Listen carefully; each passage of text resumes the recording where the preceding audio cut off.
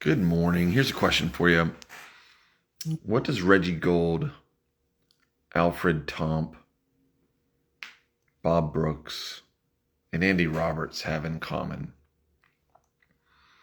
In my opinion, well, first of all, Reggie was quoted as saying, "If you're not out to change the world, everything else is Mickey Mouse," which was sort of his way of saying, go big or go home, which is something I like to say. Fast forward a bit of time, and I remember when Andy Roberts died. I remember thinking,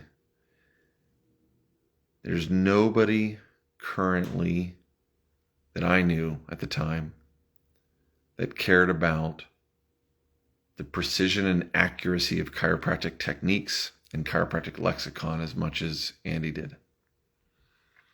And when Bob Brooks died, I remember thinking to myself at the time, there's really no one at the time that knew as much about Robert's rules of order and organizational structures as Dr. Brooks did, right? And recently, the Blair Society lost Dr. Tomp, Dr. Alfred Tomp. And he was sort of like our Dr. Brooks in Blair, very knowledgeable about Robert's Rules of Order. But he also just had a joy about him when it came to the Blair work.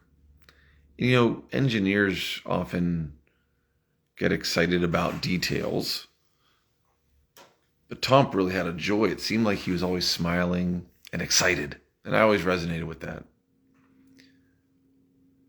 But every time someone passes, and what, in my mind, what makes these people similar, what they have in common, is that they leave a hole behind when they leave, right? Like there's a missing piece in the chiropractic profession now that they're gone. And someone has to fill that void. And it also reminds me, recently we were going over some core values at the church we attend. And one of the statements they said was, you want to be a part of someone else's story. You want to leave an impact. You want to make every opportunity count.